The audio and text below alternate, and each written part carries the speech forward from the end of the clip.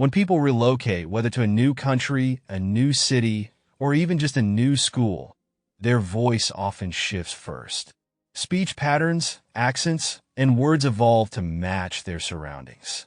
Language becomes the easiest mask to wear, a way to blend in without standing out. Yet behind this adaptation is a quieter struggle. How much of yourself do you leave behind in the process? Your accent, your idioms, your choice of words, they carry your history, your upbringing, and your roots. Silencing that voice, even unintentionally, sends a subtle message to yourself. Who you were wasn't enough. The urge to fit in is universal. Humans seek belonging, and the easiest path is through assimilation. But here's the tension.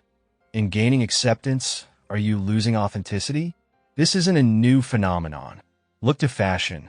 Centuries ago, opulent clothing signified wealth and exclusivity, reserved for royalty and the elite. Trend forecasters of the time would dictate what fabrics, designs, and styles would dominate, making fashion a game of control. The wealthy showcased their status, while the poor attempted to mimic the elite style with cheaper alternatives. To maintain exclusivity, trends shifted rapidly, ensuring the lower classes were always a step behind. Today, fast fashion blurs those lines. Anyone can walk into a store and find the latest look, but the deeper need for status and distinction hasn't disappeared. Fashion is no longer about survival. It's about standing out or blending in on your own terms. Language works in much the same way. Historically, the elite shaped the rules of proper speech, setting linguistic boundaries between classes. Words like posh, for instance, reveal this dynamic. Originally an acronym for Port Out, Starboard Home, it referred to the prime cabin positions for wealthy travelers on British ships to India, cabins shaded from the sun.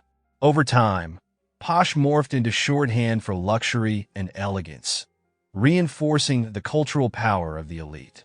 Language, much like fashion, was a tool of division. But today, social media scrambles these hierarchies.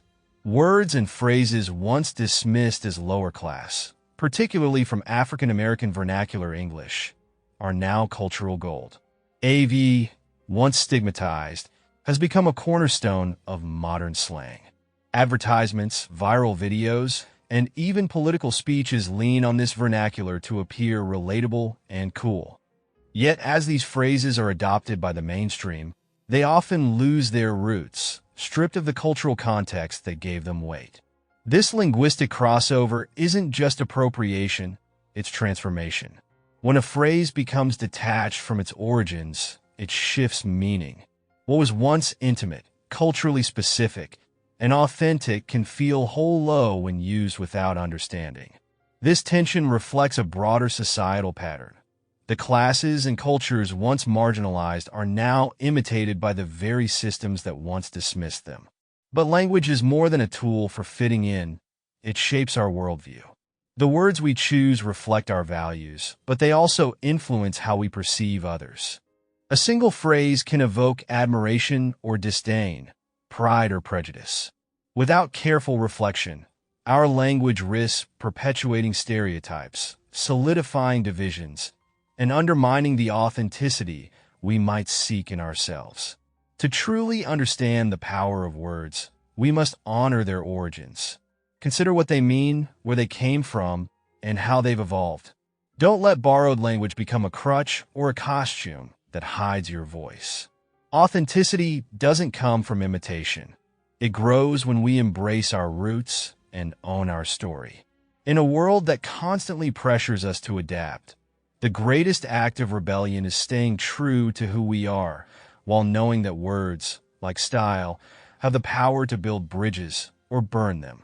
Let your language reflect not just where you've been, but where you aspire to go.